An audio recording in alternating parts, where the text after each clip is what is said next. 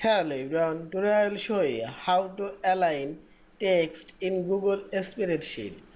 Firstly, select your text you want to align. I will select this column, click on this column serial number, second column and select it.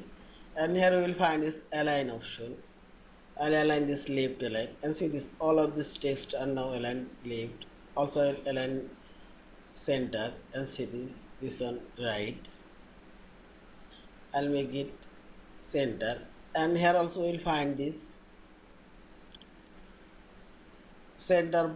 This is top align and see this all of these text are now top border and this is bottom border and see this bottom border and this are middle and see this.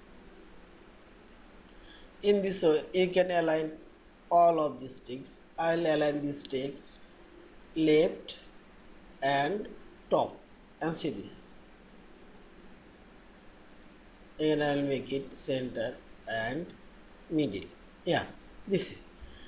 Thank you for watching. Please subscribe, like, share and comments.